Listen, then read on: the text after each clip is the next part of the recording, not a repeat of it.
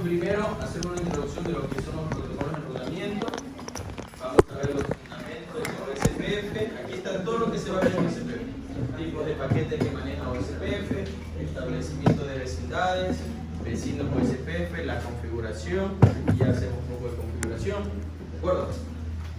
Entonces, vamos a centrarnos en los protocolos de enrutamiento y de manera general. Los protocolos de enrutamiento no son otra cosa que reglas o normas que los routers utilizan cuando se comunican entre routers. ¿Con qué objetivo lo hacen? Con el objetivo de compartir información. ¿Qué tipo de información es? Normalmente información de enrutamiento. Ellos, con las redes que ellos conocen, se las hacen conocer a los otros equipos mediante los protocolos de enrutamiento. Eso lo hacen mediante información que comparten. Esa información que reciben los equipos les permite construir y mantener en los equipos algo que se llama tabla de enrutamiento. En esa tabla de enrutamiento se encuentran las redes que ellos pueden alcanzar. Entonces, vuelvo y repito, la información que comparten les permite a ellos construir y mantener algo que se llama tabla de enrutamiento. Cuando yo hago la consulta show IP row, estoy consultando la tabla de enrutamiento. Además, ellos aplican un algoritmo de enrutamiento. Ese algoritmo de enrutamiento le permite encontrar los mejores caminos según el protocolo que se esté utilizando. Porque por un protocolo me puede decir el mejor camino es este, otro protocolo me puede decir es el de acá. Eso ya depende del algoritmo que estén empleando. ¿De acuerdo? ¿Qué les permite? Siempre al aplicar ese algoritmo de enrutamiento, escoger la mejor ruta. Para ellos, según el algoritmo que están corriendo, la ruta que selecciona viene a ser su mejor ruta para llegar a un destino. Ahora, los protocolos de enrutamiento, les ven aquí, de manera general, se los divide en dos ramas, que son los protocolos estáticos y los protocolos dinámicos. Dentro de los protocolos dinámicos tenemos los EGP. ¿Qué significa EGP? Protocolos de Gateway Exterior. Y del otro lado tengo también lo que se dividen, que son los protocolos de Gateway Interior o los IGP. IGP significa protocolos de Gateway Interior. EGP, protocolo de Gateway Exterior. Ahora, este protocolo de Gateway Exterior utiliza algo que se llama vector ruta para poder encontrar el mejor camino. Está basado en algo que se llama vector ruta. Vamos a ver la diferencia entre ellos. Y en cambio el IGP, ellos utilizan algo que se llama estado de enlace y otro que se llama vector distancia. Tengan en cuenta que aquí serían los IGP, estado de enlace, vector distancia, y el EGP en cambio es vector ruta.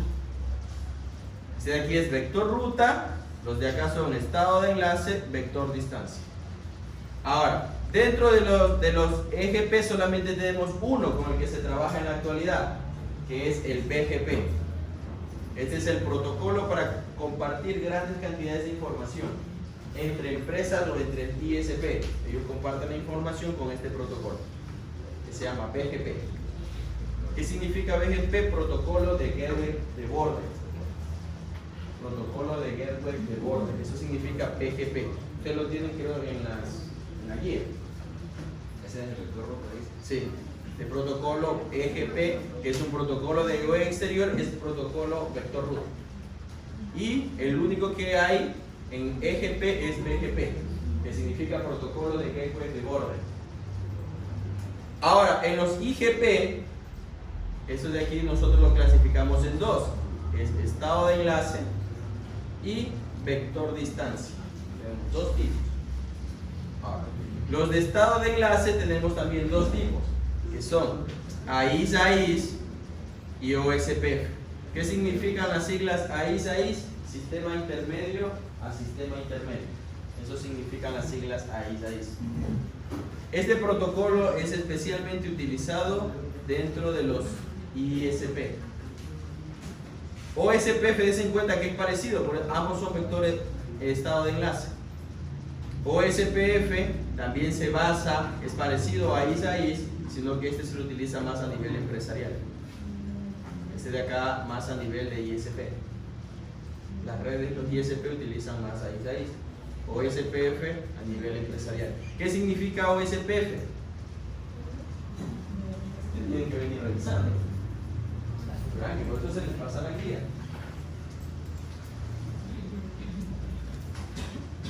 OSPF. Protocolo de dirección. No, OSPF. Open Shortest Path. Open Shortest Path. Eso significa primera ruta abierta más corta. Eso significa OSP, primera vía más corta. ¿Entiendes? Primera vía más corta. Sí, o primera ruta. Porque PAC se dice CPF. No, CPF es otra cosa, es el algoritmo. OSPF es el protocolo, que significa primera ruta abierta más corta. Ahora, en estado de enlace tenemos dos, AIS o SPF.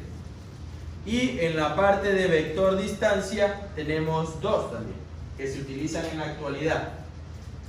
La primera versión fue RIC versión 1, pero ahorita el que se utiliza es RIC versión 2. Lo que estábamos configurando con ustedes era RIC versión 2. Y el otro es EIGRP. El predecesor de EIGRP era IGRP. Estos dos protocolos de aquí ya quedaron obsoletos. ¿Por qué? Porque funcionaban con las direcciones eran classful, es decir, no me permitía mover la máscara en estos dos de aquí. Por eso quedaron obsoletos y esta fue su versión mejorada, RIC versión 2 y EIGRP. ¿Qué significa EIGRP? ¿Qué significa EIGRP?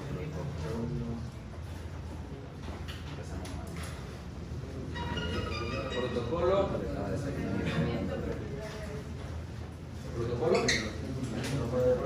de enrutamiento de gateway interior mejorado. Eso significa EIGRP en las siglas. Protocolo de enrutamiento de gateway interior mejorado. Eso significa en las siglas. Es decir, nosotros a nivel de protocolos de enrutamiento dinámico tenemos 5 que se utilizan en la actualidad. RIC versión 2, EIGRP, que ya como ustedes hizo una revisión de cómo se configura. Son dos, son vector distancia. RIC versión 2, EIGRP. Ahora tenemos, de estado de enlace tenemos dos. AIS o SPF, este es el que vamos a analizar. O SPF. Y de gateway exterior tenemos BGP. Son 5 protocolos dinámicos que existen en la actualidad. Que se trabaja. Para el interior simplemente hay SPF. ¿Vale? Para el interior Sí, solamente hay BGP. Ahora, al interior, ¿qué significa protocolo de gateway interior? Que ellos comparten información a la interna de la empresa. Ahí comparten información. En cambio, el protocolo de gateway exterior, esos son entre empresas. Todas las rutas que conoce una empresa con otra empresa la comparten. Es decir, que manejan gran cantidad de información. Los BGP. ¿De acuerdo? Y los estáticos. Se supone que también ya deben saber estáticos. Tienen que revisar, es el más sencillo. Para que recuerden. Entonces, ¿alguna pregunta hasta el momento? ¿La clasificación? Toda esta información está en la guía. Porque yo hago las diapositivas solamente poquito. Lo que está en la guía. Los protocolos de enrutamiento dinámico, nos vamos a centrar en el dinámico, son esenciales para redes grandes. Pueden causar pérdida de ancha de banda. ¿Por qué dice puede causar pérdida de ancha de banda? Porque los routers, al momento que yo los configuro, ellos comienzan a enviarse mensajes. Entonces están consumiendo ancho de banda. Son más fáciles de configurar que los estáticos. Este de aquí. Más fácil de configurar. Sí, porque el estático, cada vez que cambia algo en mi red, yo tengo que ir y decirle, enseñarle cuáles son los caminos que debe tomar. Yo indicar. En cambio, perdón, dije más difícil. ¿Por qué dice que es más difícil? Le dije más fácil. ¿Por qué es más difícil? Porque hay que conocer más cosas. Hay que tener la conceptualización más clara de lo que quiero hacer. En cambio, eso en los estáticos no. En los estáticos yo le muestro el camino y ese es el camino que va a seguir. En cambio los dinámicos, una vez que yo lo configure, ellos automáticamente, si se pierde una red, ellos tienen que compartir la información y saber que esa red ya no puede ser accedida. O si se crea una nueva red donde yo configure ese protocolo, ellos tienen que descubrirla y saber cuál es el mejor camino para llegar allá. Entonces ellos automáticamente, por así decirlo, van a quedar trabajando solos. Por eso es que hay que tener una mayor conceptualización, un mayor entendimiento de los dinámicos para saber qué es lo que quiero que haga.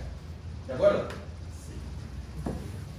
Ahora, los protocolos de enrutamiento también me permiten o terminan de trabajar cuando el router converge. ¿Qué significa eso que el router converge?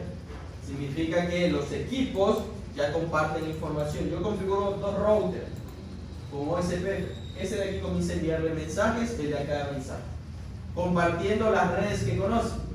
Una vez que comparten toda la información, esos routers corren su algoritmo de enrutamiento y encuentran los mejores caminos. A eso se llama converger. Ya conocen todo sobre las otras redes. ¿De acuerdo? ¿Cuál es el propósito de los protocolos de enrutamiento dinámico? Ahí ellos nos permiten descubrir redes remotas. ¿A qué se refiere cuando es redes remotas? Que un router no tiene esa red directamente conectada, sino que es otro router que se encuentra más allá. A eso se llaman redes remotas. El router no las tiene conectadas en sus interfaces, sino que se encuentran más allá de su alcance. A él tiene que dársela a conocer otro equipo.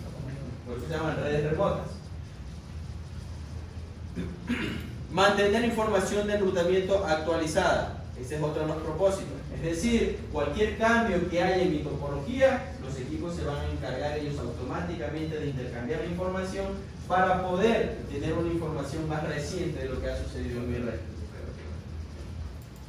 Escoger el mejor camino hacia las redes remotas. Es decir, un router puede tener diferentes vías para llegar a una red remota. Él, mediante el algoritmo de enrutamiento, va a seleccionar cuál es el mejor camino para llegar a su destino. Eso es más o menos igual como cuando usted usa Google Maps. Usted pone el sitio de clic y le da varias alternativas. ¿Y cuál escoge? Según el algoritmo que tiene Google Maps, La ruta más corta. va a escoger la ruta más corta. Se hace lo mejor. Y también nos permite encontrar el mejor camino nuevo si la ruta deja de estar disponible. Es decir, yo seleccioné, el algoritmo seleccionó la ruta más corta, la mejor, y por algún motivo se cayó esa ruta. ¿Qué tiene que hacer el algoritmo automáticamente? Encontrar otro camino. Automáticamente. Es igual como yo digo, como hace Google Maps. No, por eso ya no. Mande. Cuando un camino está trabado o algo, no, Google Maps no te dice que... No, ¿cómo? Si cuando se cierra la vía, normalmente, yo digo porque yo he viajado a lugares donde voy usando Google Maps y me dice vía cerrada. Y tiene que recalcular, o si no, tú te pasas de donde es y te recalcula un camino y te dice, ¿sabes qué? Te pasaste y tienes que regresar. Te está recalculando automáticamente, porque si no, no lo hiciera.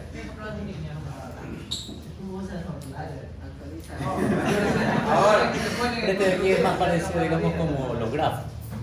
es que todos los protocolos de enrutamiento hacen eso. Como el grafo, que coge la ruta más corta. Tratan de buscar el camino más corto según su algoritmo. Porque verá, dependiendo del algoritmo, para un protocolo puede ser un camino la ruta más corta, para otro protocolo mire de otra forma, puede seleccionar otro. No es que todos los protocolos seleccionan la misma. ¿De acuerdo? Ahora, ¿cuáles son los componentes principales que tienen los protocolos de enrutamiento dinámicos? Ellos tienen estructura de datos. Tienen una estructura de datos.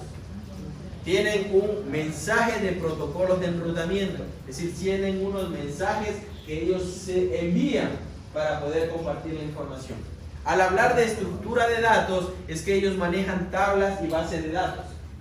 Ellos crean al momento que yo habilito SPF o RID o EIGRP, ellos crean una tabla y una base de datos, donde ellos van guardando toda la información que le envían los otros equipos.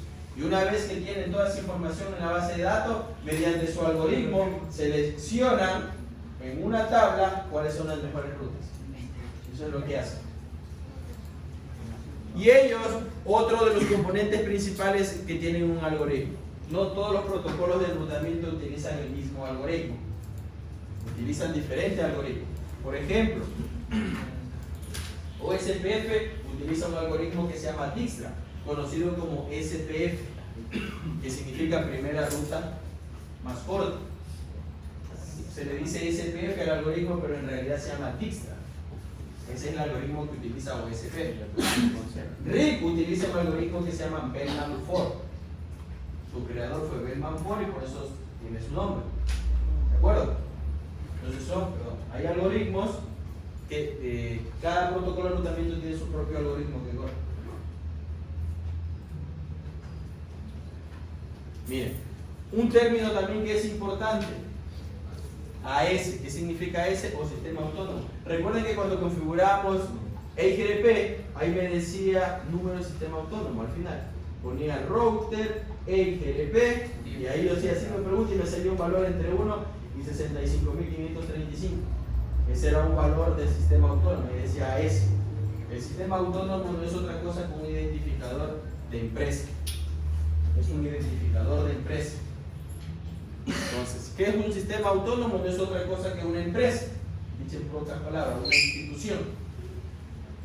Es una red o conjunto de redes bajo una misma administración. Es decir, si yo soy el dueño de mi empresa, yo la tengo bajo mi administración como departamento de red. Ellos son los que se encargan de hacer algún cambio.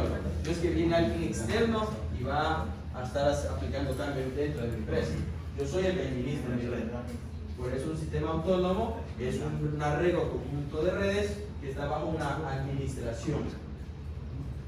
En otras palabras, es una empresa. ¿De acuerdo? Ahora, des en cuenta, esta es una empresa. Esta es otra empresa diferente. Miren, ¿cómo lo sé? Por el número de sistema autónomo. Esta es una empresa que tiene un número de sistema autónomo 100. El de acá es otra empresa que tiene un número de sistema autónomo 200. A la interna de cada empresa, a la interna, vean aquí adentro, es donde trabajan los IGP. ¿Cuáles son los IGP? Los IGP, RID, EIGRP, OSPF, AIS. A la interna de mi empresa, ahí funciona. Y en cambio, a la externa, entre estas dos empresas para compartir información es donde funciona BGP. BGP funciona a la externa, en esta parte de afuera. Ahí comparte la información. Este router le pasa toda la información de lo que conoce acá. Y este router le pasa toda la información de lo que conoce acá. Este es un protocolo para manejo de grandes cantidades de información. En cambio, a la interna de mi empresa, aquí adentro, trabajan los IGP, que son RI, EIGRP, OSPF, AIS, aquí adentro. ¿De acuerdo?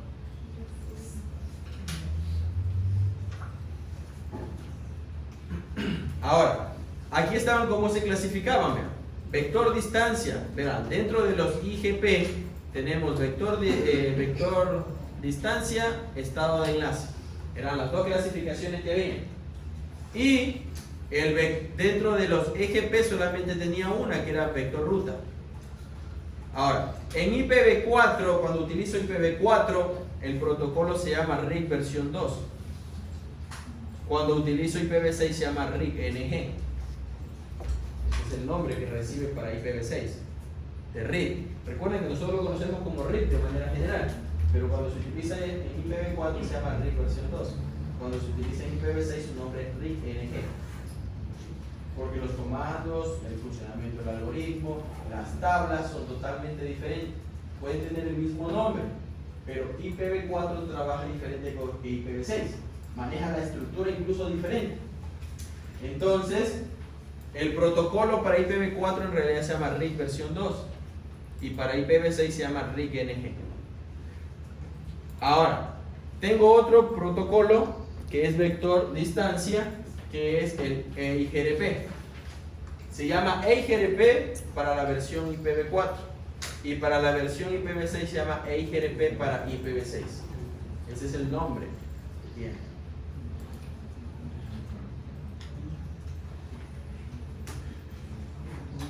Los estados de enlace. Estados de enlace se clasificaban en dos: OSPF y AIS. ¿Qué significaba AIS? Sistema intermedio a sistema intermedio. Se clasifican en dos los estados de enlace: OSPF AIS AIS. En IPv4 se llama OSPF versión 2 y AIS AIS. En IPv6 se llama OSPF versión 3. Ese es el nombre de OSPF para IPv6. Y en AIS AIS en cambio se llama AIS AIS para IPv6. En BGP sucede lo mismo. En BGP, para lo que se utiliza IPv4, la configuración que se hace en IPv4 se lo conoce como BGP4. En cambio, para IPv6 se lo conoce como BGP-MB. Esa es la versión para IPv6.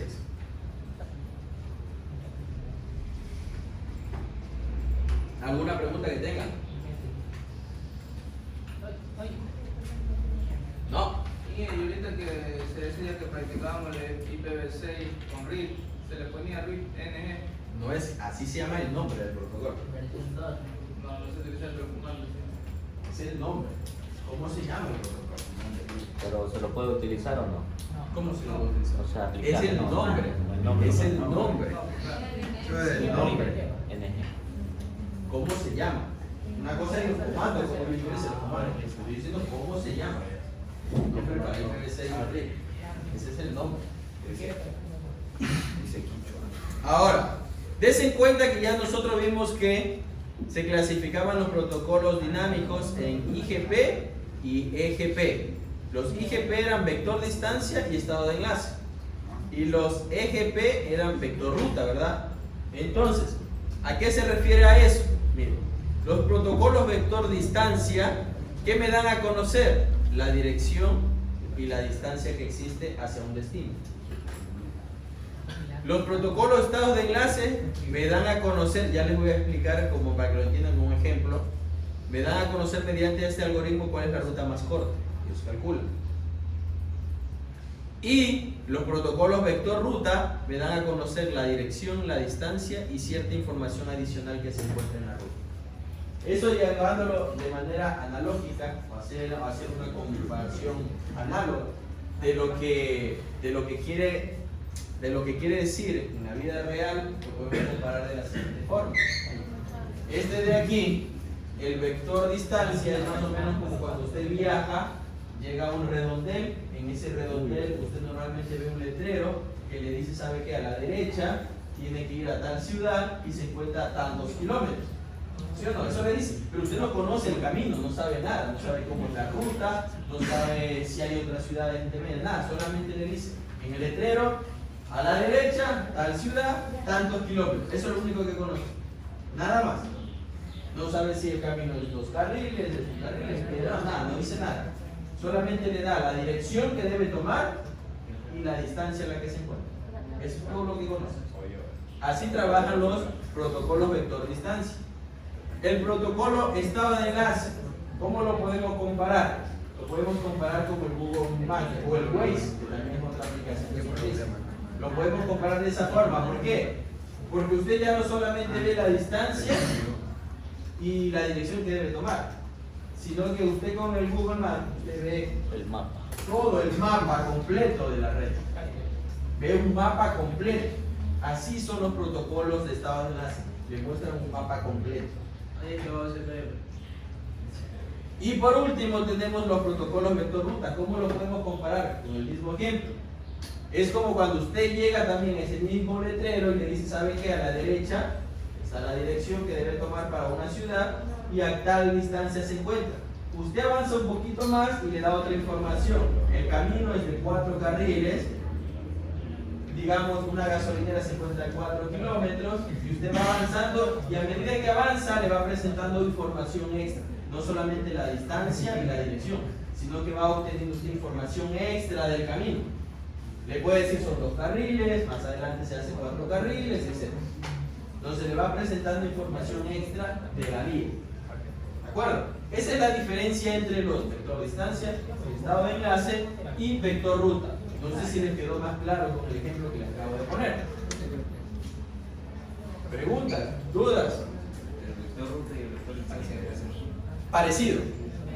Pero no es lo mismo. ¿Por qué? Porque el vector ruta me da información adicional. En el vector distancia solamente veo dirección y distancia y no sé nada más. Avanzo en la vía y no sé nada.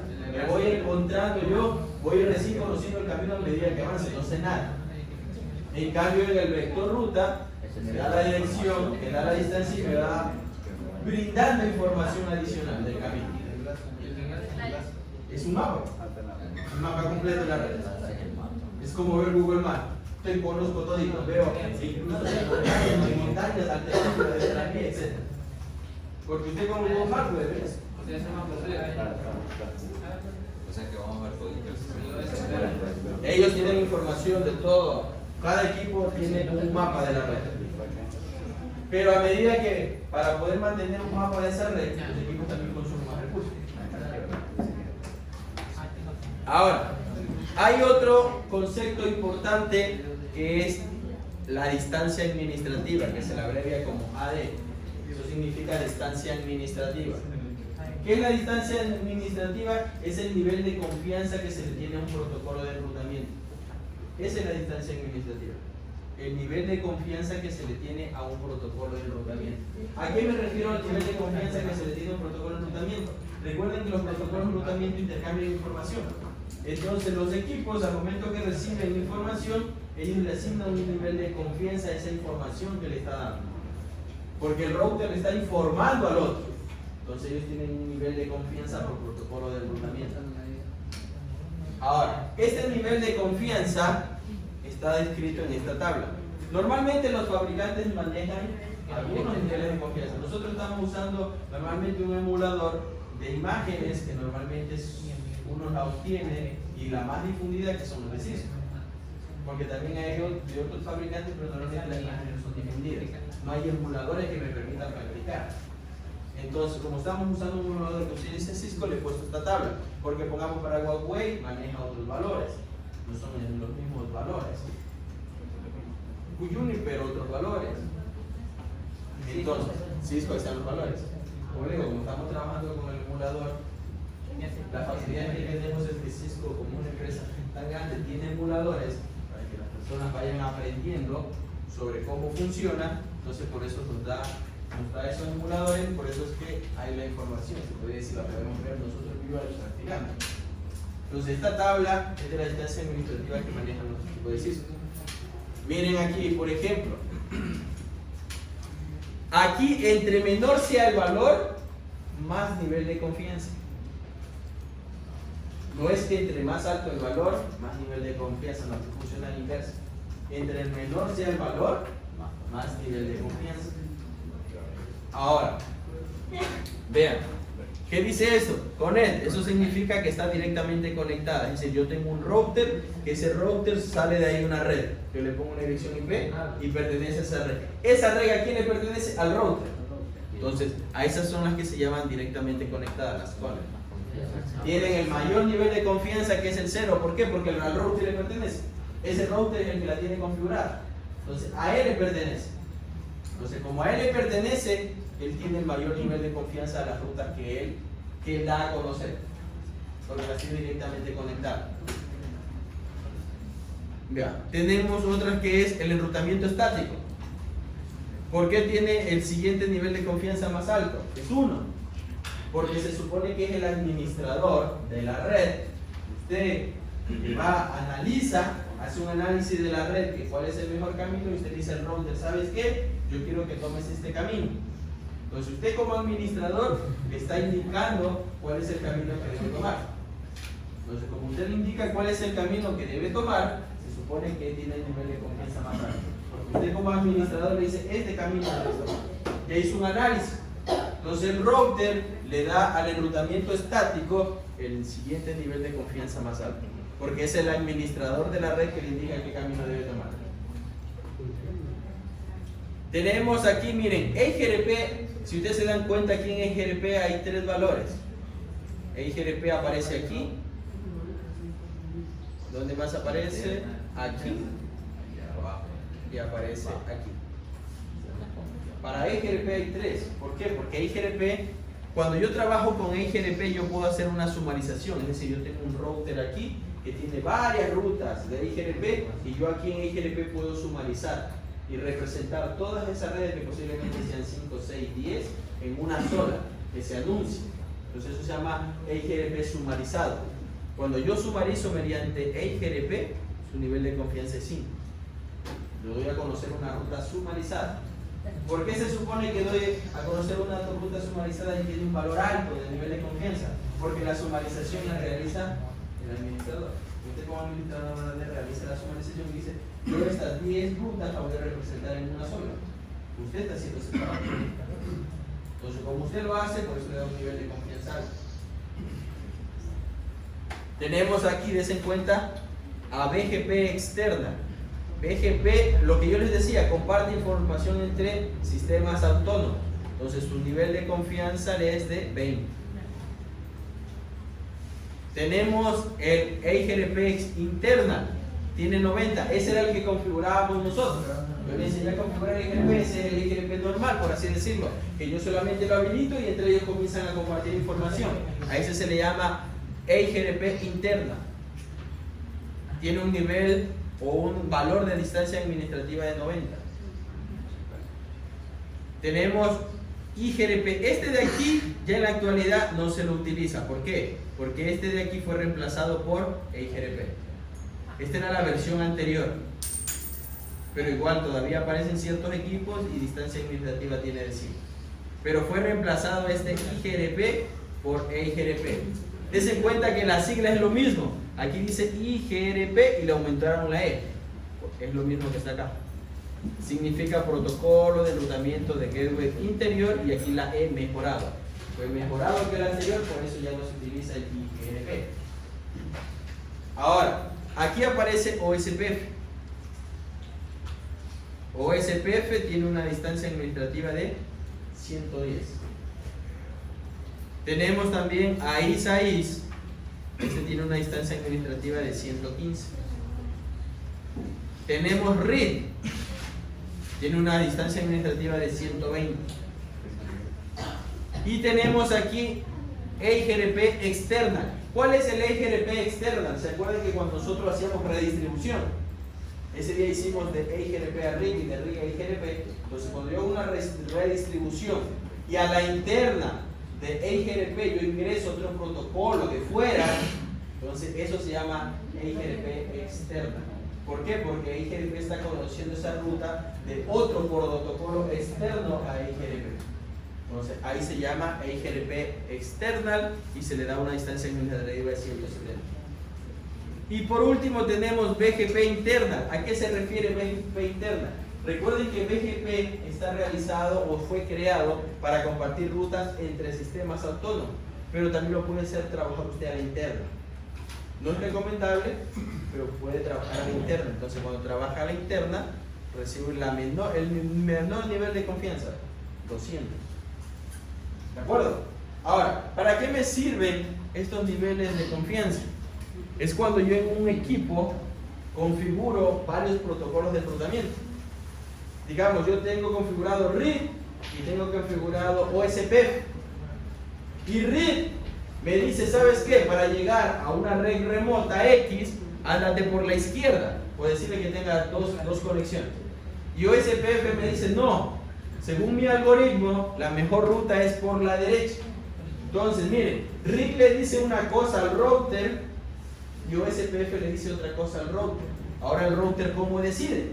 Ahí viene la distancia administrativa. Entonces el router dice, a ver, RID me está diciendo que por su algoritmo la mejor ruta es la izquierda. OSPF me dice que es la derecha. ¿A quién le hago caso? Entonces viene el router y dice, voy a basarme en la distancia administrativa. La más confiable. Entonces dice, a ver, RIG es 120. OSPF 110. ¿A quién debo creerle? ¿O a quién le voy a hacer caso? A OSPF y envía por la ruta que dice OSPF. Entonces para eso me sirve la distancia administrativa. Si yo tengo varios protocolos configurados en un equipo, él puede discriminar y seleccionar la ruta que le dice que tiene mayor nivel de confianza. ¿De acuerdo? Verán que estos son conceptos importantes. Ya deben manejar. Es que esta primera parte se supone que es una revisión. Porque recuerden, si ustedes ven la guía y todo eso, e incluso cuando yo expliqué la unidad, dice OSPF. Y aquí no dice OSPF. OSPF, vean, déjenme ver si le. Miren, aquí dice recién OSPF. Ya en la segunda unidad, en la 2.2. Aquí, de aquí comenzamos a trabajar OSPF. Esto de aquí le puse fue para hacer una revisión. Es lo que estaba viendo. Esto man ya configura, yo voy a hacer lo que yo quiera. Esto es una revisión. Que yo les digo, ustedes deberían ya saber.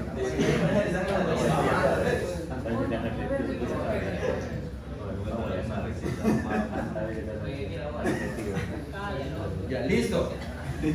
Haz silencio, por favor. Ahora, vamos a ver ciertos fundamentos de OSPF. Vuelvo y repito, ustedes tienen todo esto en la guía. Ahora, OSPF es un protocolo IGP. ¿Qué significaba IGP? ¿No? ¿Qué significaba IGP? Protocolo de Game Interno. Protocolo de web interior. Ya. OSPF es un protocolo de gateway interior de estado de enlace. Ahora, ¿qué hace?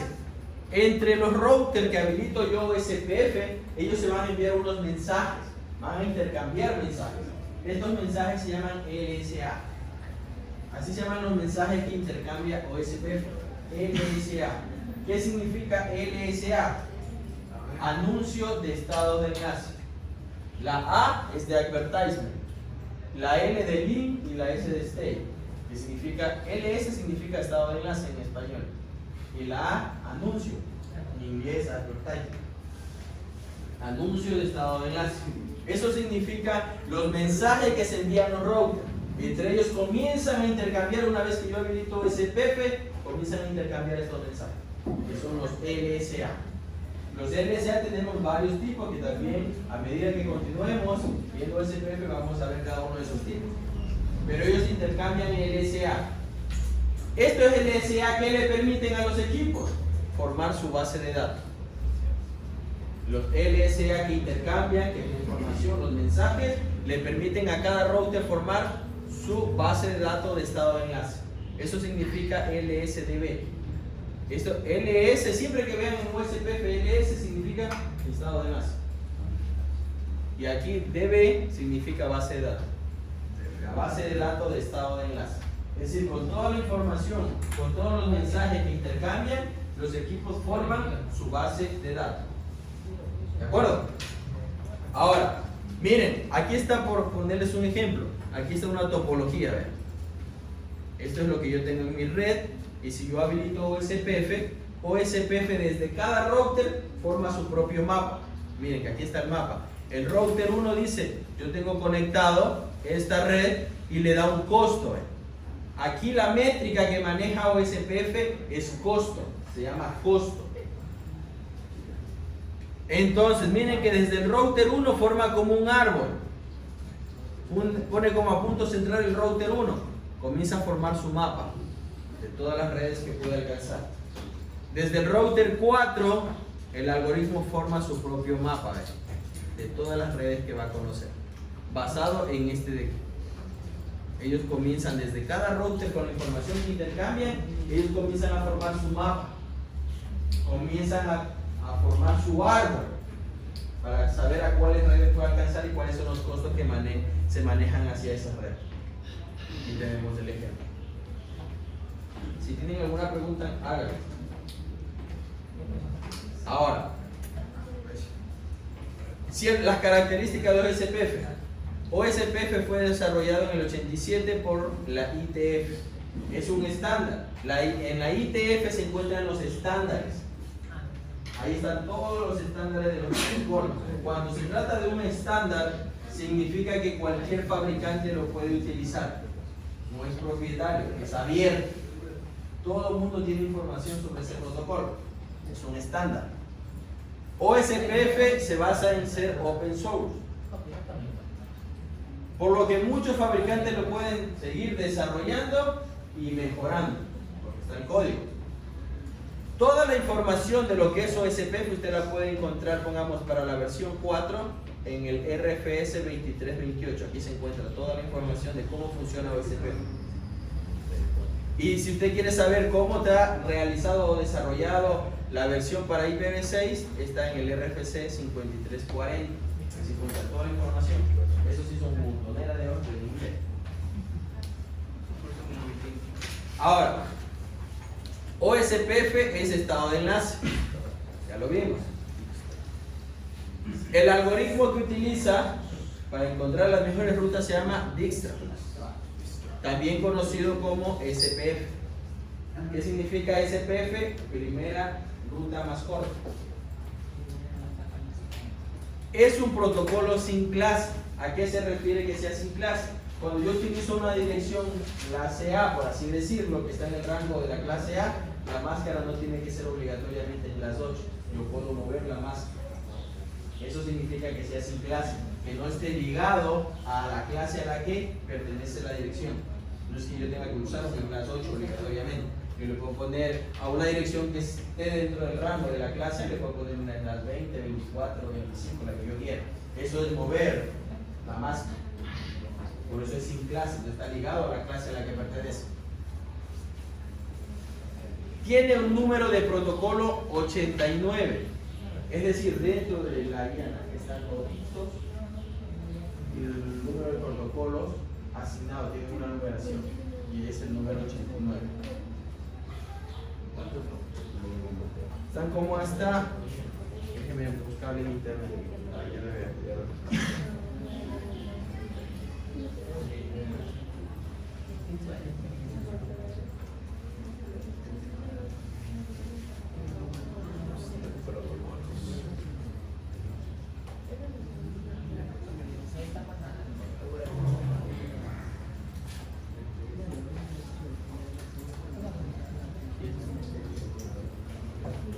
Miren que aquí está en la IANA, están todos los protocolos con su numeración. Lo que es IPv4 que utilizamos tiene asignado un número 4. TCP, en su protocolo de capa de transporte, tiene asignado el 6. Los más conocidos, lo que nosotros más conocemos, pongamos UDP, el 17, es un valor ya fijo en la IANA. Y OSPF, que estamos viendo ahora, es el 89. Por aquí está. OSPF. Miren, aquí dice OSPF y ahí le ponen IGP, que es un protocolo de web interior. Tiene asignado el 89 e IGRP el 88. Dentro de la IANA tienen los números de protocolo, ahí está, toda la numeración. Están reservados ya. ¿De acuerdo? Entonces, OSPF dentro de la IANA, ¿qué número tiene asignado el protocolo? 89. Una red OSPF yo la puedo dividir en grupos lógicos, es decir, eso se llama áreas. Yo puedo tener una red bien grande en OSPF y posiblemente ya sea demasiado grande, me esté consumiendo muchos recursos en los routers al momento de intercambiar información. Yo la puedo segmentar en redes más pequeñas, eso se llama áreas en OSPF. Yo una red grande en OSPF la puedo dividir en áreas más pequeñas. Esto también lo vamos a ver, cómo se divide en áreas más pequeñas. Entonces, una red OSPF está dividida en grupos lógicos denominadas áreas. Soporta autenticación. ¿A qué se refiere eso que soporta autenticación? Que al momento que ellos intercambian información, yo le puedo colocar que me autentique con una contraseña, que me envíe los mensajes con contraseña, que solamente el otro equipo que tenga esa contraseña lo pueda leer. A eso se refiere la autenticación. ¿Qué hace OSPF? Crea un mapa topológico completo de la red para determinar la ruta más corta. Crea su mapa de la red. Y ya teniendo su mapa, ellos pueden saber cuál es el mejor camino o la mejor ruta para llegar a su destino. Requiere memoria adicional para mantener las bases de datos y el árbol SPF. Requiere memoria porque, como le digo, es el mapa completo. Yo tengo que intercambiar más información para poder formar ese mapa. Por eso necesitan más recursos. No solamente memoria, sino también más CPU y más ancho de banda. ¿Por qué? Porque ellos continuamente están enviando toda la información para poder mantener el mapa. Entonces ellos necesitan más memoria, más CPU para poder mantener ese mapa. Requieren también más ancho de banda. Jóvenes. requieren más ancho de banda durante los startup iniciales. ¿A qué se refiere a los startup iniciales? Cuando recién configuro los equipos, como SPF, ellos comienzan a intercambiar toda la información porque no la tenían. No tenían nada, recién lo habilité. Entonces eso se llaman los startup iniciales. Ellos comienzan a intercambiar toda la información que tienen. A eso se llaman los startup iniciales. Ahí consumen mayor ancho de banda. Tiene una distancia administrativa de 110. ¿EIGRP cuánto tenía? EIGRP interno. 90. RIP 110. 120. Ahí 6. 115. ¿De acuerdo? Ahora, recuerden que ellos van a enviar información. Yo habilito SPF los routers, ellos comienzan el intercambio de información. Ese intercambio de información, ¿mediante qué se la realiza? Mediante las direcciones múltiples. Nosotros cuando hablamos de direcciones múltiples les dijimos que las múltiples especialmente las utilizan los protocolos para comunicarse. OSPF utiliza dos direcciones múltiples. Una es la 224.0.0.5, que es para todo lo que intercambio de información de OSPF mediante el algoritmo, es decir, todos los equipos van a usar esta dirección al momento que habilito OSPF. Y hay otra dirección, que es la 224.0.0.6, que esta de aquí solamente se habilita para los routers que son los DR, los routers designados. Eso es cuando dentro de mi topología yo designo un equipo que sea líder. Y ese el equipo líder dentro de la topología se llama el DR, router designado. Me viene a ser el router líder. Esas normalmente, ¿dónde se crean los router líder? En las redes que son broadcast. En las punto a punto no hay router líder, solamente en las redes broadcast. Ya vamos a ver más adelante a qué se refiere eso. Pero este de aquí se habilita solamente a esos router líder que están en la red broadcast. Esta dirección. A nivel de MAC, que es capa de enlace de datos, se habilita esta de aquí. Esta es la dirección MAC a nivel de capa de enlace de datos, con la que trabaja esta dirección. Y esta de aquí, esa es su dirección MAC. Ahora, OSPF también tiene por defecto 4 caminos principales. Máximo se le puede configurar 32. ¿A qué se refiere esos 4? Significa que yo en un equipo puedo tener, digamos, 10 enlaces a diferentes redes. Y esos 10 enlaces posiblemente me lleguen a una red en común que yo tenga, remoto. Entonces, de esos 10 enlaces, existe posiblemente el mejor camino para esa red remota. Pero son 10. OSPF por defecto tiene habilitado que si encuentra varios caminos con igual costo a esa red, solamente me seleccione 4. Y por esos 4 me envíen los datos. Eso se llama, miren aquí dice igual costo para múltiples rutas. Por defecto viene 4 habilitados, pero yo no puedo cambiar eso. Que puede ser que sea solamente con 2, que sea por 8, por solo máximo hasta 32 le puedo configurar. Pero por defecto viene 4. La dirección IP múltiple es para IPv4 y la MAC es para IPv6. No, ambas, esto de aquí es IPv4 a nivel de capa de red. Y esta es la IPv4, la dirección MAC a nivel de capa de enlace de datos. Recuerden que en el modelo TCP/IP yo ya les escribí, en capa de red se colocan las direcciones lógicas y en capa de enlace de datos son las direcciones físicas, las direcciones MAC, que normalmente cuando yo pongo una dirección IP me coge la dirección de la tarjeta como dirección MAC, pero cuando yo hablo de protocolos de enrutamiento no, ellos ya trabajan con estas direcciones MAC fijas, pero esto es a nivel de IPv4. En IPv6 comenzaba con 33.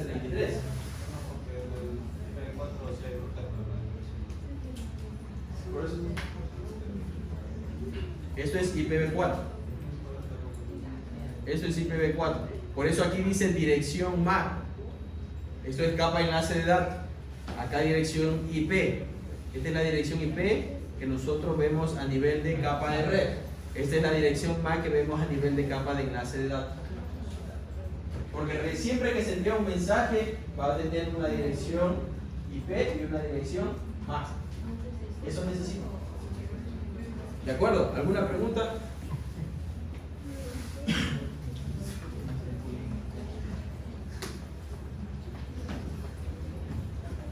Ahora, las áreas en OSPF. Las áreas son agrupaciones lógicas, como yo les digo. Puedo tener una red grande y después si está muy grande, digo no está muy grande. Me voy a hacer más pequeño. Hago agrupaciones lógicas por áreas. ¿Qué me permite? Estas áreas dentro de OSPF se establecen siempre por la interfaz. No es por el router, sino es por la interfaz. Un router puede pertenecer a varias áreas. Si yo le configuro una interfaz a una área, la otra interfaz a otra área, la otra interfaz a otra área, otra interfaz a otra área, pertenecería a 4 áreas diferentes. Porque el área se la asigna por interfaz, por puerto. ¿De acuerdo? Un router puede pertenecer a varias áreas. No es necesario que pertenezca a una sola área. Porque la asignación de las áreas se la da por interfaz, por puerto. Aquí, cuando yo trabajo con áreas, yo necesito, mediante el Area ID, identificar el área. Ahora, siempre que yo envío unos mensajes en OSPF para mantener o conocer los vecinos, esos paquetes se llaman paquetes hello. Pongamos, ese es un tipo de paquete que tengo en OSPF. Un tipo de LSA es un paquete hello. Así se llama, paquete hello. O paquete de saludo. Cuando se envían estos paquetes de saludo de hello, ahí va el área ID a la que pertenece esa red. Los routers que pertenecen a la misma área tienen la misma base de datos. Cuando un router pertenece a una área, ese router va a tener la misma base de datos de los otros routers que pertenecen a esa área. Si un router pertenece a dos áreas diferentes, ese router maneja dos bases de datos diferentes. Una de una área y el otro de la otra área. Maneja dos bases de datos diferentes. Las bases de datos se manejan por áreas. ¿De acuerdo?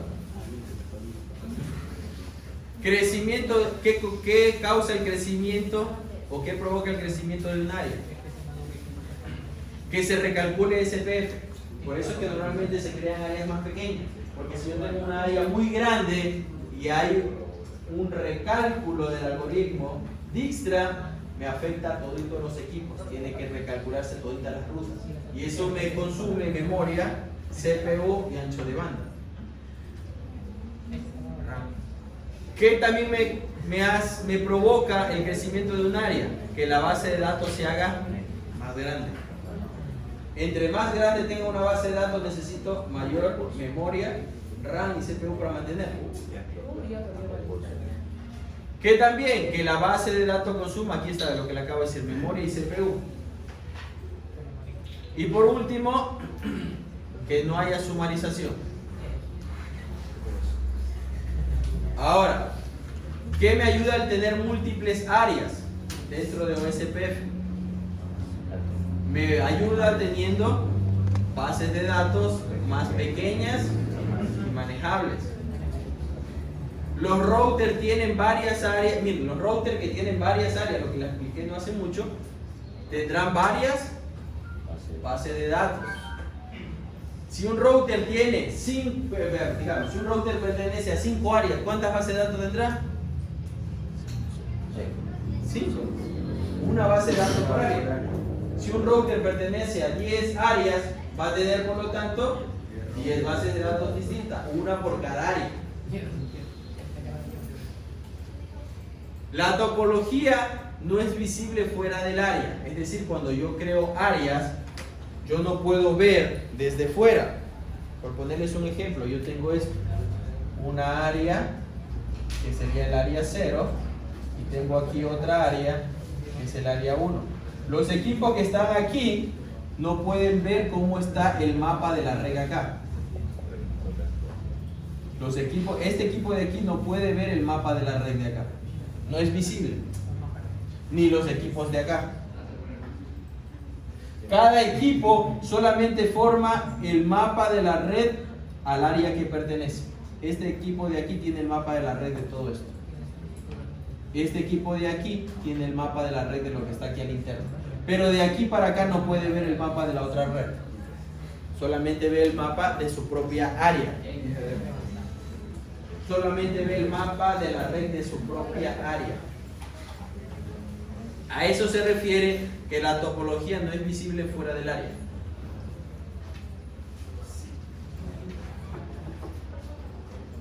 Miren, cuando se calcula SPF completo, sí ha cambiado la topología. Es decir, miren que acá se recalcula SPF cuando hay un cambio dentro del área. Pero cuando yo tengo múltiples áreas, se calcula SPF completo solamente cuando hay un cambio de topología. Caso contrario, se hace un cálculo de manera parcial. No tengo que correr todo SPF, sino que se hace un cálculo parcial. Ya no se corre completo. Cuando yo corro completo SPF, como que se corre desde cero. Tiene que crear otra vez todo el mapa de la red. En cambio, cuando hay un cambio parcial, no, solamente de esa pequeña parte. Ya no tengo que correr SPF completo. SPF es mucho más rápido cuando se trabaja en áreas más pequeñas. No es lo mismo tener todos estos equipos en una sola área que tenerlo en áreas más pequeñas.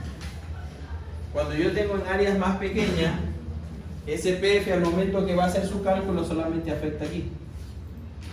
En cambio, si yo no lo divido por áreas y tengo, digamos, 4, 5, 6, 7, 8 equipos, me afecta a los 8. Cuando tengo en una sola área. Cuando yo tengo dividido por área, solamente me afecta aquí. Por lo tanto, SPF tiene que, si hace un cálculo, usar menos recursos porque es más pequeño el área a la que va a calcular. Por eso ahí está incluso SPF mucho más rápido, porque aquí solamente manejaría estos 4 equipos. ¿De acuerdo? Preguntas. Miren, ahí está cómo está creada las áreas OSPF.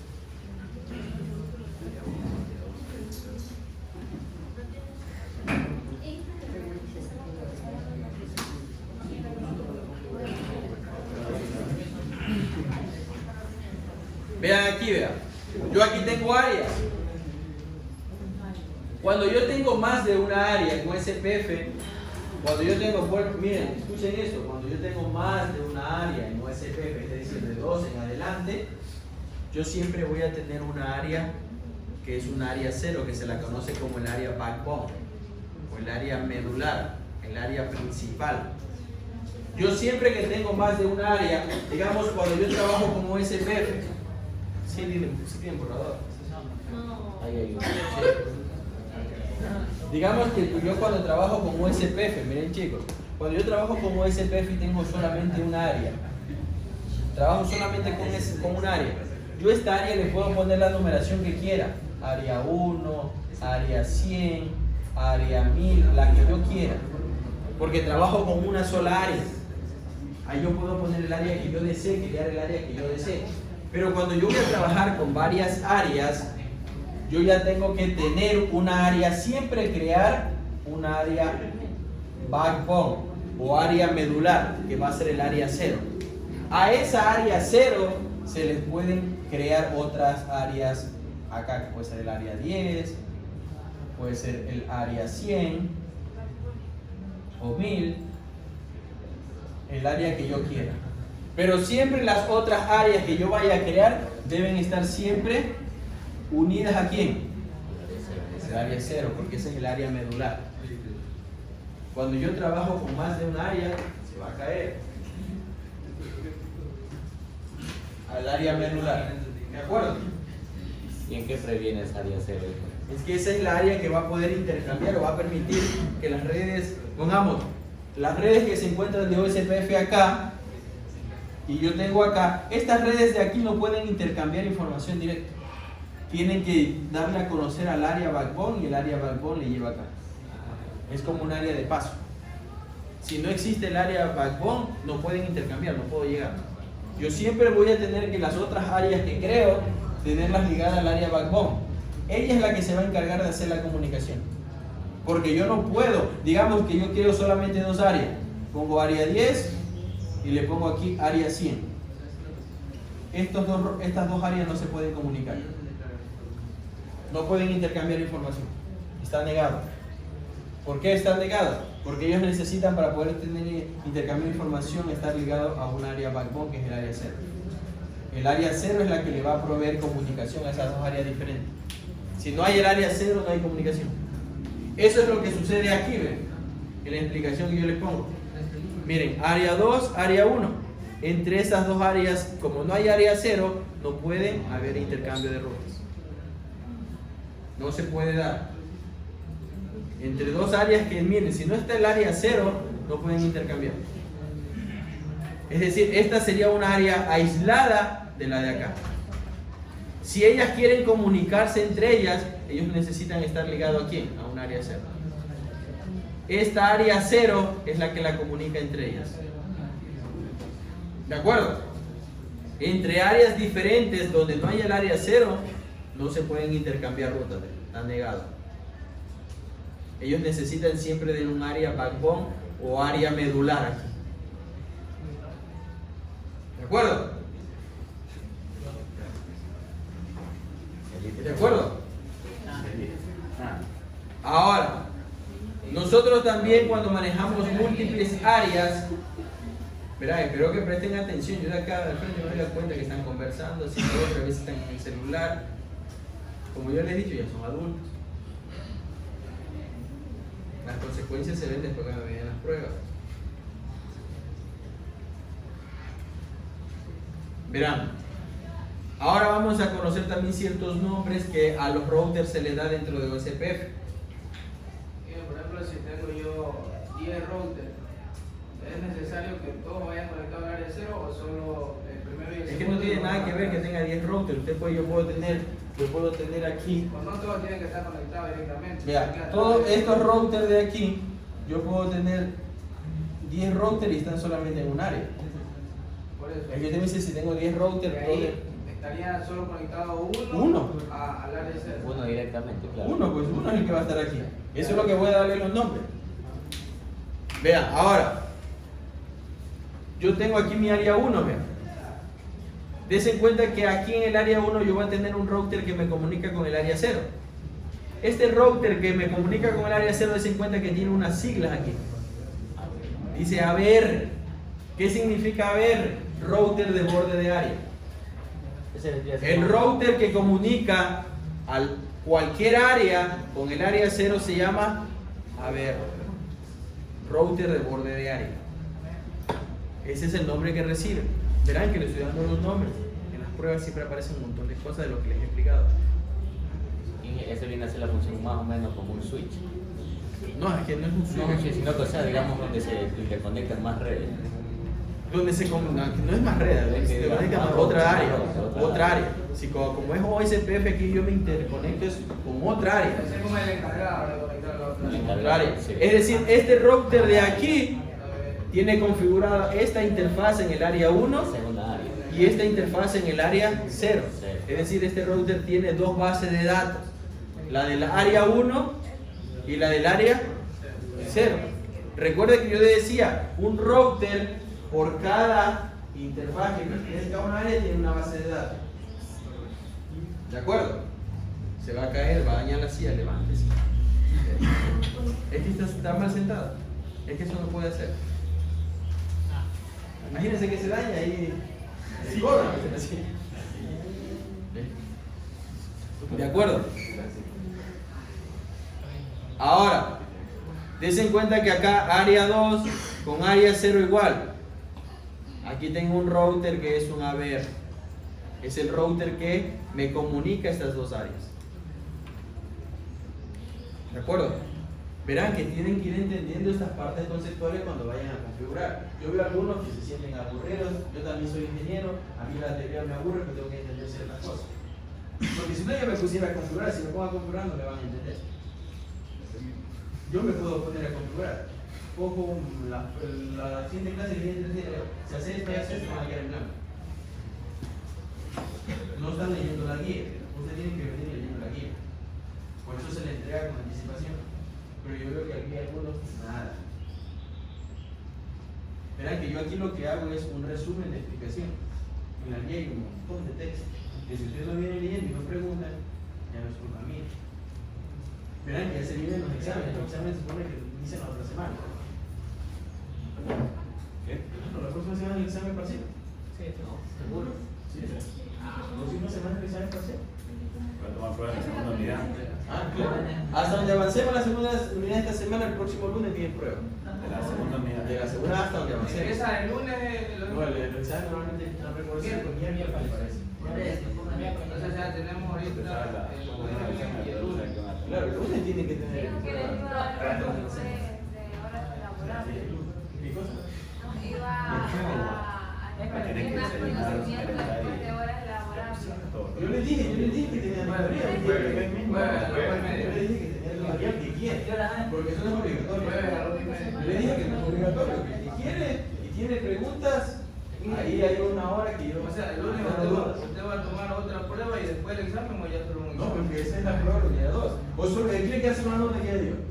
No. De elección, porque O sea, recuerda que el componente hay elección, ya uno tiene una nota. Entonces, yo de aquí hasta donde avance la unidad 2, se va a. Que papá quiere sacar 3 para sacar 6. de la componente A, sobre la unidad 2. Ahí se quiere sacar otro tema. Solamente unidad 2. Y de ahí viene el examen. El examen, O que sea, es el unidad uno. examen el lunes y el examen el jueves, así sería más o menos. Si es que nos toca el jueves, debe ver cuándo hacen el horario. Ah, ya. Cuando hagan el horario, porque el horario lo pueden hacer el jueves, lo pueden hacer el Claro, próximo lunes. y la prueba de componente A puede subir. Claro. Si no quieren dar, le dejo con la nota que sacaron. El lunes prueba. De acuerdo, entonces veamos. Por eso quiero que me presten atención, porque esta semana tengo que darle parte teórica. Y si ustedes no me prestan atención, el otro lunes recuerden que tiene la lección de lo que. Yo sé que muchas veces es cansado. Para mí es más cansado porque paso hablando. Para mí es más cansado.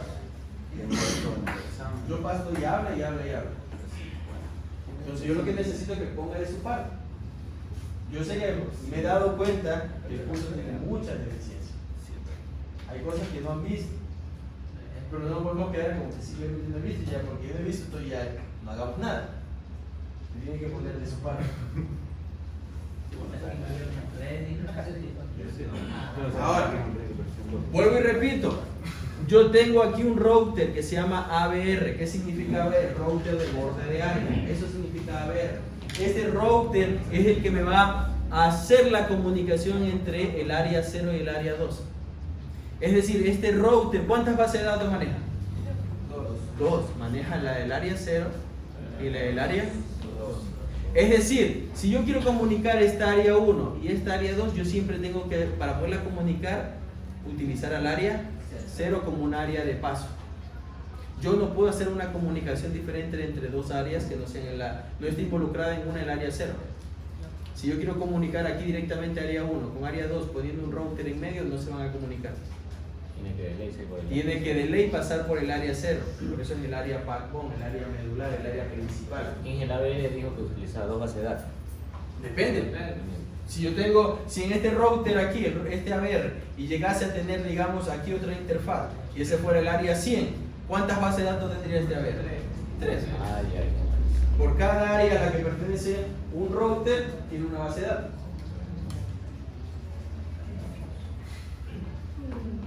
¿De acuerdo? ¿Y es el otro que sea ese? Ese le iba a explicar.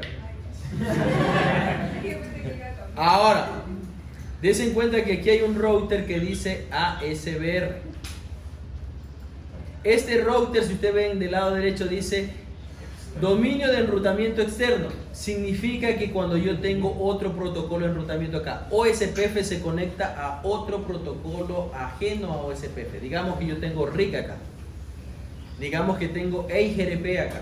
Digamos que tengo ruta estática acá. Cualquier protocolo, digamos que tengo AIS acá. Cualquier protocolo externo a OSPF donde se une OSPF con otro protocolo externo, eso es un router ASBR. ¿Qué significa eso? ASBR, router de borde de sistema autónomo. Ya vimos lo que era un sistema autónomo, una empresa, ¿verdad? Entonces, significa que si yo tengo aquí de este lado, trabajando OSPF, esta es mi empresa, y estoy uniéndolo con otro protocolo de enrutamiento que posiblemente sea otra empresa. Por eso es que esto se llama ASBR, router de borde de sistema autónomo. Es decir, el router que me comunica hacia otro protocolo de enrutamiento por una interfaz, y del otro lado tengo SPF, que es un router de borde de sistema autónomo o ASBR. ¿De acuerdo? ¿Hasta ahí alguna pregunta? ¿Dudas que tengan? ¿No? Bueno, seguro, ¿verdad?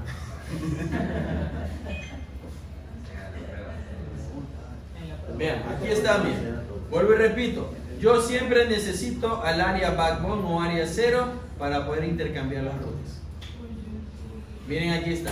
Las rutas del área 1 son anunciadas al área 0. Es decir, el área 1 le pasa las rutas al área 0. Aquí dice, miren. El área 1 ingresan al área 0. Las rutas del área 2 son anunciadas. Miren, la ruta del área 2, la que está aquí, ingresan al área 0. Y el área 0 anuncia al área 1 y al área 2. El área 0 es la que se encarga con estas rutas que ya ingresaron. Le dice, ¿sabes qué? Conoce la del área 2, conoce la del área 1. Él es el que se encarga de cómo hacer esa comunicación. Si no, no se puede. Cuando yo voy a configurar OSPF, miren, aquí está, yo voy a necesitar de... ¿Se acuerdan que vimos esto en EYP? ¿Dónde? La configuración. ¿Dónde vimos esto? ¿En dónde vimos? La identificación. En IGDP. Identificación. Es decir, aquí yo necesito un identificador de router. Igual que IGDP. Esto funciona igual. Es decir, miren, cuando yo voy a configurar áreas en OSPF, una de las cosas que yo necesito es el Process ID. El Process ID es el número de proceso OSPF. Cuando yo coloco router OSPF, ahí me pide un número de proceso. Es un número de proceso, ese número de proceso es local, solamente para el equipo. No significa que si yo le pongo a un router proceso 10, al otro obligatoriamente tengo que ponerle proceso 10. Yo le puedo poner proceso 10 acá, proceso 1, al otro proceso 20, al proceso 30. Nada, los procesos son independientes por router. Yo le puedo poner el mismo proceso a todos, eso no tiene nada que ver. O le puedo poner diferente, no afecta. Porque aquí lo que va a afectar es al área a la que pertenece, cuando yo declare el área. Entonces, el número de proceso necesita ser no necesita ser realmente en el router local único. Es decir, en el router local es único, pero a nivel de, si yo tengo varios routers, no necesita ser el mismo. Si yo en este router tengo 10, acá puedo tener 100, acá puedo tener 1000, acá puedo tener 500 en otro router. Es un número de procesos, nomás un identificador dentro del router del proceso OSPF. Entonces, necesita ser solamente único ¿en dónde? En el router local. Es decir, con los otros routers no, pueden ser diferentes. Múltiples procesos puedo tener en un solo router. Es decir, yo puedo habilitar OSPF proceso 1, 10, 100. Serían procesos independientes que estoy corriendo. Eso también me consume recursos. El Process ID o el número de proceso de OSPF puede ser diferente en cada router, lo que le acabo de decir. Y normalmente ese número de procesos es un valor que está entre 1 y 65.535. Así yo lo declaro, el número de procesos. Ahora, hay algo más que debo declarar, que es el router ID. Ese router ID es el identificador router, es el número, es como dentro de la topología OSPF, es como se identifica el router ante los demás. Es como su número de cédula, que debe ser único. Que tiene formato IPv4. Sí, el que tiene formato IPv4. Este router ID es un identificador exclusivo, es el número de cédula, como se presenta el router, por así decirlo. Recuerden que el número de cédula no se repite, es único. Está compuesto por 32 bits y es un router ID único. Este es el que tiene el formato de dirección IPv4, igual que lo que se hacía en IGDP. Igual que lo que se hacía en IGDP. ¿De acuerdo? Miren que aquí está. Aquí estoy creando esto. Router OSPF, este es el número del proceso. Le puso 1, le puedo poner 10, le puedo poner 100, le puedo poner 1000, le puedo poner 5000. Le puedo poner el 65.535, el valor que yo quiera. Luego de eso viene el Router ID, que es como en EIGRP. Solamente que en EIGRP, ¿cómo declaramos? Poníamos EIGRP, Router ID y ahí colocamos. Aquí en USPF directamente se pone Router ID, el comando es Router ID y lo coloco. Listo. Router ID. Ahora, este Router ID, yo tengo, por así decirlo, 3 formas para que se coloque en un equipo. La primera es la que venimos manejando, que yo lo ingreso de manera manual. Yo de manera manual lo ingreso. Es decir, yo voy, ingreso al equipo, pongo Router ID, lo declaro, puedo poner el 1.1.1.1, ese es el Router ID de manera manual. La otra, si yo me olvido, no es que el equipo se queda sin Router ID. Si yo me olvido, no es que el equipo se queda Router ID. Si yo me olvido de colocarle de manera manual, el router automáticamente me escoge las interfaces loopback más altas, la dirección IP de alguna interfaz loopback que yo haya configurado en el equipo, me la coge como Router ID. Si usted se olvida de Si yo me olvido de poner. y hay cosas no. No es que el router lo utiliza como identificador, una dirección IP de la interfaz loopback. Las interfaces loopback son interfaces virtuales que configuran el router. Yo normalmente las interfaces loopback, ¿para qué las configuro? Para administración del equipo, para yo poderme conectar a ese equipo remotamente. Para eso yo configuro las interfaces loopback. Entonces me toma la dirección IP más alta de cualquier interfaz loopback que yo tenga configurada. Y si no tengo interfaz loopback configurada, me toma la dirección IP de cualquier interfaz física que yo tenga configurada, pero siempre la dirección IP más alta. Eso lo toma como Router ID. Si yo me olvido, ¿cuál es lo recomendable? No olvidarse. Ustedes empiecen de manera manual. Para que usted sepa cuál es el identificador de ese router. Porque si no, el equipo solamente lo designa porque él necesita arrancar USB y escoge una. Y usted no sabe cuál es el Router ID de ese equipo. Pero estas son las reglas. Y sí se puede visualizar. Claro, después visualizar sí, pero es más fácil ingresar lo que está visualizando. Yo sé que ese es el router 1 y le pongo, ya sé que es un identificador que yo manejo. Ahora, recuerden, esta es la forma como se elige el Router ID. Verán que le estoy dando el orden. Primero es de manera manual. Luego, si no hay la manera manual y me olvidé, de manera dinámica escoge la interfaz, la dirección IP de la dirección loopback más alta configurada. Siempre si yo tengo varias loopback, me va a escoger la dirección IP más alta. Pongamos, en una le puse la 10.10.10.10, en la otra le puse la 192.168.0.0.010. ¿Cuál me va a escoger? La 192, la más alta. Y si no hay interfaces loopback configurada, me va a escoger la dirección IP que yo le haya colocado a las interfaces físicas, pero la dirección más alta. ¿De acuerdo? Esa es la tercera, se podría decir, Opción. Sí, la tercera opción. ¿RID qué significa? Como quiera de la Protocolo, RID. sería la regla de enrutamiento interior. Pero ese RID por aquí no es. Ah, no, tú dices este. Yo te entendí el RID con P. No, esto significa, este RID de aquí significa Router ID, identificador de router. La R es Router ID, identificador. Ahora, cuando yo vaya a declarar el área de OSPF se maneja con 32 bits también, como una dirección IP. El área se maneja como una dirección IP. Yo lo puedo declarar esa área de OSPF con decimal simple, que va desde 0, que sería, si yo pongo 0, viene a ser el área. ¿Qué área era la 0? ¿Cómo se llama el área? Balcón.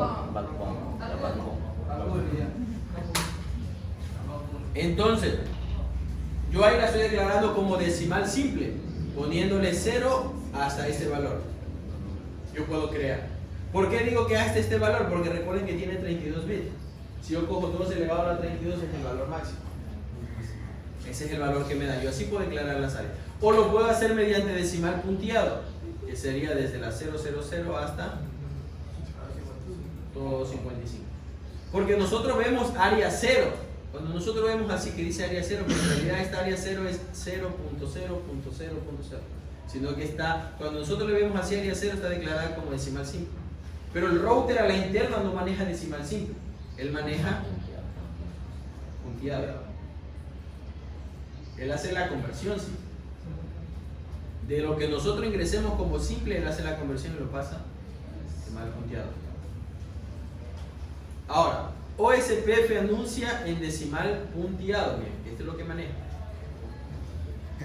En los paquetes el logo OSPF. Ahí lo maneja él. ¿Preguntas? ¿Qué se recomienda para el área ID? Según como sea el área, ¿Tú poner lo ingresas así? el ID, por ejemplo, así como router 1, nosotros le poníamos el ID del router 1. No, aquí no. Aquí yo lo que tengo que declarar es yo ver el área que yo quisiera declarar. Eso no hay problema. Pero por cada router. No, aquí no hay imagen. Por cada router. No, es que yo veo cuántos routers voy a agregar en un área. Miren que yo aquí tengo varios routers que están en una sola área. Yo acá puedo tener otros routers. No es necesario que tenga solamente un router. Yo puedo tener en una área varios routers. Por ejemplo, si esas tres áreas lleva área 1, área 2 y área 3, los ID pueden ser 1.1.1, la .2.2.2 y la .3.3.3. Como una identificación. Cada router tiene su router ID. Sí, pero en el área ID. No, pero es que el router debe ser único, por eso. Este puede ser 1, 1, 1, 1, 2, 2, 2, 3, 3, Pero 3, es 4, otro 4. router ID. Sí, pero es que el área es diferente. Esto de aquí, si yo le declaro área 0, todos los equipos tienen área 0. El área Todos los sería equipos la tienen. Tú me dijiste área. Por eso, pero el área, por ejemplo, el área de arriba es el 0. Ya. Va el ID .0.0.0. Por eso, para todos estos equipos sería el área 0.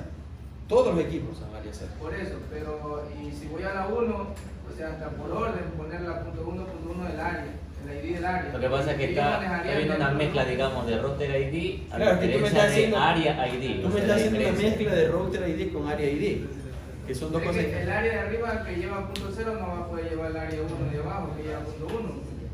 Es que es el ID del área 1. Es que yo cuando vaya a declarar una red, yo digo, ¿sabe qué? A este equipo le declaro, al momento que declare, le pongo va a pertenecer al área 0, va a pertenecer al área 0, va a pertenecer al área 0. El de acá le voy a poner, vas a pertenecer al área 1, vas a pertenecer al área 1. Es que tú me estás hablando que si existe como una sugerencia para como el router ID, te digo que no, depende del equipo a qué área pertenezca. Aquí no hay ninguna sugerencia. Pertenece, digamos, al mismo área y puede ser la misma, Una misma que- digamos, o sea, la misma, casi, o sea, la identificación no puede ser la misma. No, el router ID debe ser totalmente diferente. Claro, pero y en el área ID, Es que el área ID debe, si yo tengo 10 equipos en una misma área, los 10 deben decir área 1, área 1, área 1, área 1. a eso me refiero, ahí sí lleva lo mismo. Es que sí, Ahí que pertenecen al mismo área.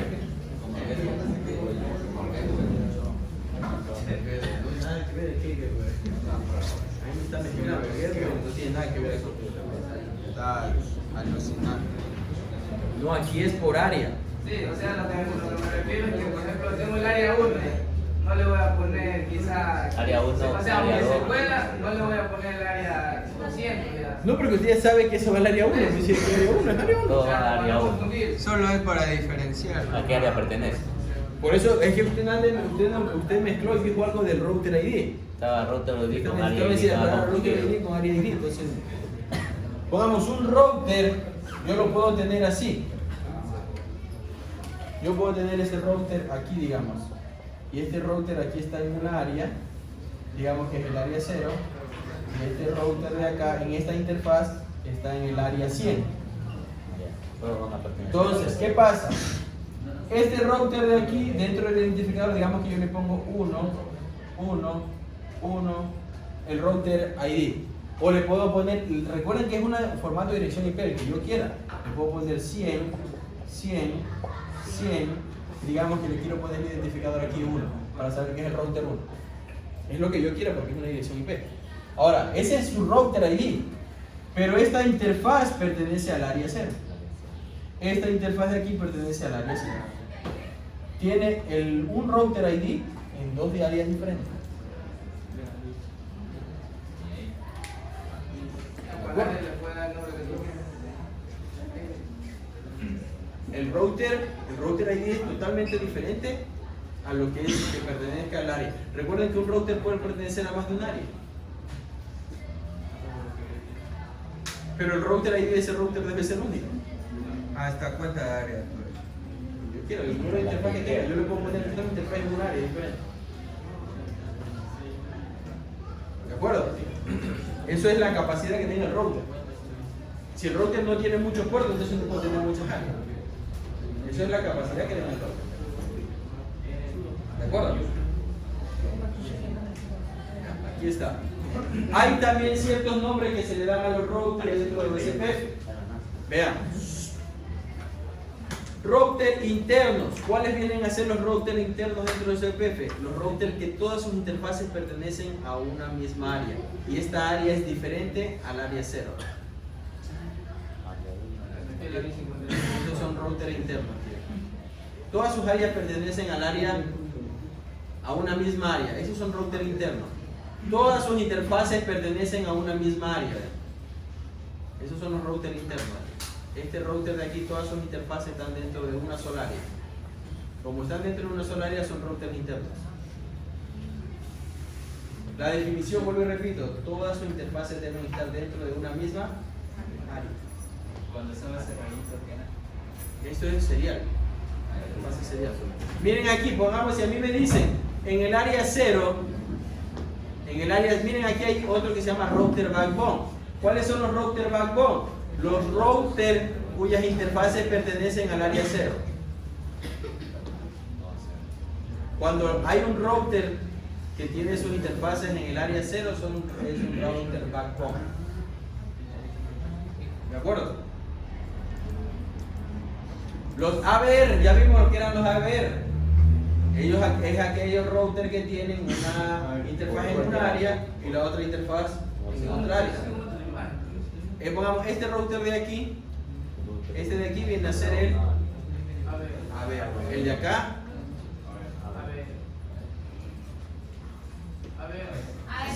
si yo me centro Como borde. ¿Ah? No, como borde, no entiendo, aquí es como borde. O sea, el borde del área. El borde del área. Los routers que comunican dos áreas diferentes. Los routers que comunican dos áreas diferentes. Pongamos este router que está de aquí. Si yo solamente me centro en lo que es la comunicación de estas dos áreas, es un AVR. Pero también al mismo tiempo viene a ser un ASVR. ¿Por qué es un ASVR? Porque se encuentra que tiene aquí una conexión a internet. Normalmente la conexión a internet se hace mediante ruta estática. Es otro protocolo de enrutamiento. Es decir, este router de aquí, Si yo tiene acceso a internet, ya es ASVR. Es autónomo. eso es. ¿Mande? Viene a ser como autónomo, digamos. No, porque yo para conectarme a internet utilizo ruta estática. Entonces para eso se utiliza ASVR. Por eso este router de aquí, si me comunica estas dos áreas, vendría a ser un AVR. Un AVR. Pero como tienes una comunicación hacia el internet, también viene a ser un ASVR. Vean, acá está. Miren que es el mismo router, ¿verdad? ¿Por qué? Porque aquí tiene una conexión hacia dónde? Internet. Internet. Entonces me maneja otro protocolo de enrutamiento ajeno a ASVR. Entonces este viene a ser un ASVR. Es decir, que me comunica con otro protocolo de enrutamiento ajeno a OSPF. ASVR. ¿De acuerdo? Entonces hay router interno, router backbone, AVR y ASVR. Sí, la diferencia de router backbone solo es porque tenga. Está en interna, trabaja dentro del área 0. Solo porque tiene una conexión. Trabaja en el área 0. Externa ahí sería el área 1 y la Miren que aquí está otra comunicación. Área 0 backbone. Es decir, este router está trabajando dentro de qué área? Área 0, por eso es un router backbone. Los que trabajan dentro del área 0 son router backbone. Este router de aquí, este de router ya no le puedo decir router backbone, A ver. sino que es un router AVR. Porque me comunica con el área 0 y el área 1. Los que miren, aquí dice router interno. Son aquellos routers que trabajan a la interna, todas sus interfaces. Miren, desde aquí, todas estas interfaces de este router pertenecen a una área. ¿Y cuál área es esa? La 1. Entonces, como todas sus interfaces pertenecen al área 1, estos son routers internos. Acá, todas las interfaces pertenecen al área 2, son routers internos. Este router tiene unas interfaces en el área 2 y una interfaz al área 0. Este es un router ABR. Y el router backbone es aquel que tiene todas sus interfaces dentro del área 0. Pero todos los routers no tienen acceso. Mejor dicho, tienen acceso, pero ¿cómo tienen acceso? Por un router principal. ¿Cuál es el router principal? El que le da a usted el ISP. De ahí para allá usted puede tener un montón de routers. Hacen acceso a internet, pero salen por el de acá. Usted desconecta el que le da el ISP, ya no tiene internet. ¿De acuerdo?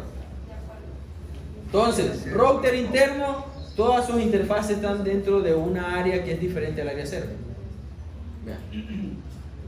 Área 1, área 2. ABR, router que me comunican dos áreas No, diferentes. la área 0 sería backbone. Y bien, ABR me comunica dos áreas diferentes.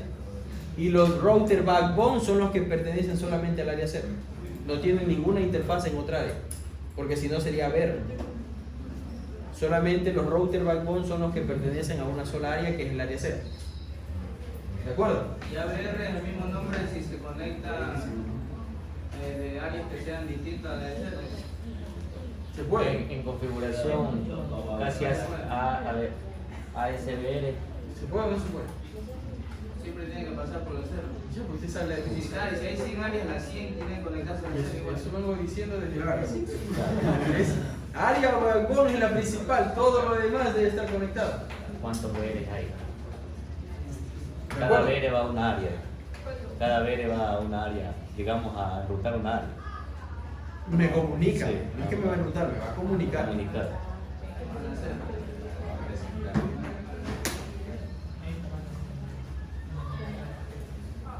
Listo.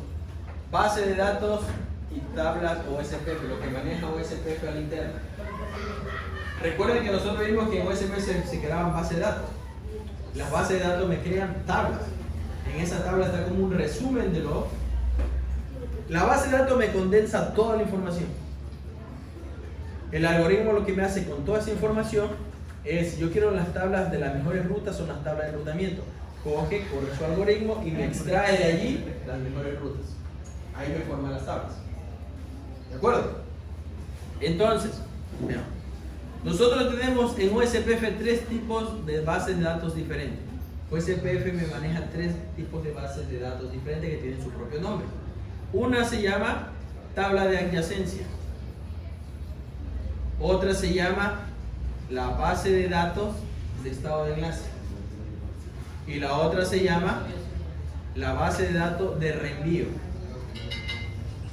Tengo tres bases de datos. Vuelvo y repito.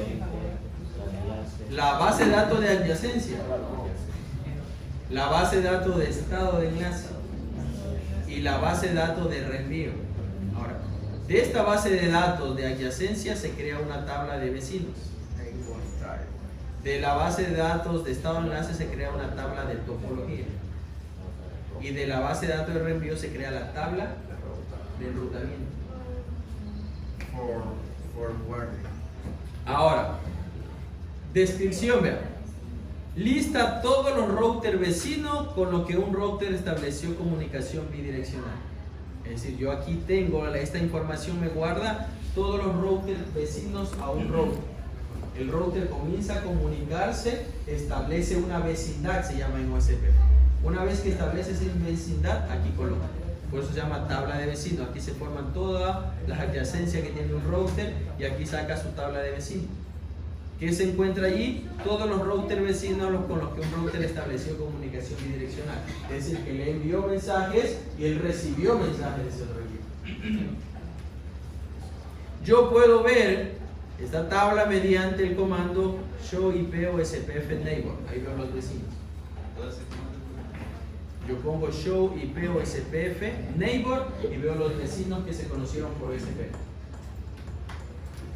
La tabla de topología muestra la información sobre los otros routers en la red. Recuerden que aquí tengo de los routers que son vecinos, de los que tiene vecinos directamente conectados a ese router, que son vecinos.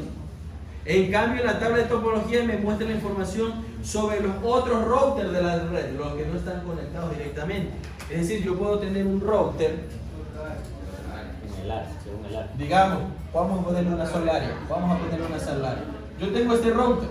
Y este router está comunicado con otro router, con otro router y con otro router. Digamos que este es el router 1, 2, 3 y 4. Es decir, si yo veo la tabla de vecinos de este router 1, él me va a decir que como vecino tiene al router 2, 3 y al 4. ¿Sí o no?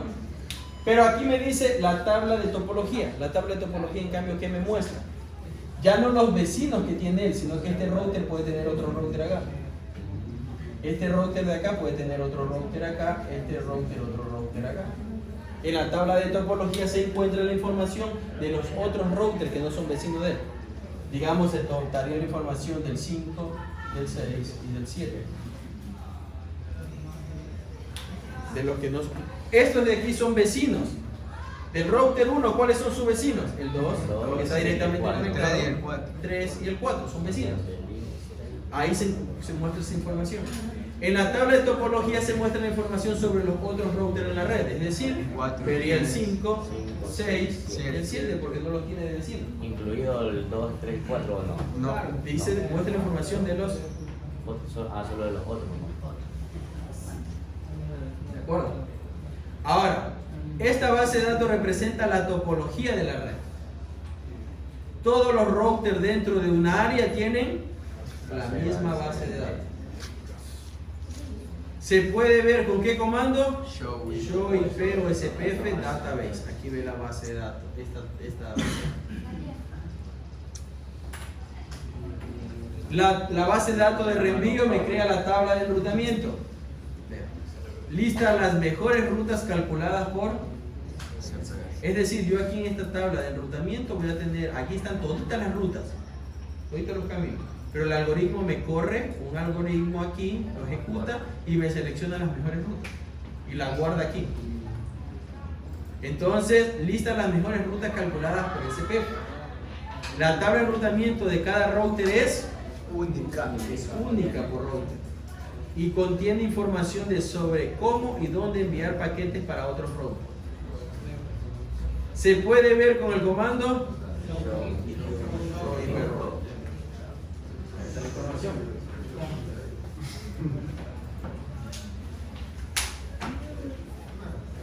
¿Preguntas?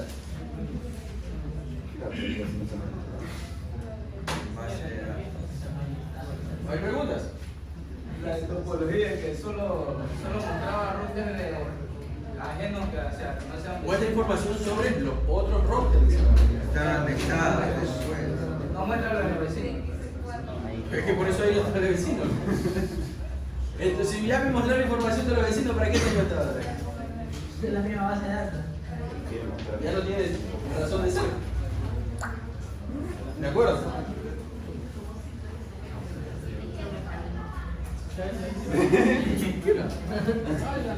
Lo que sí no me dieron fue el diccionario. Está bien, abajo.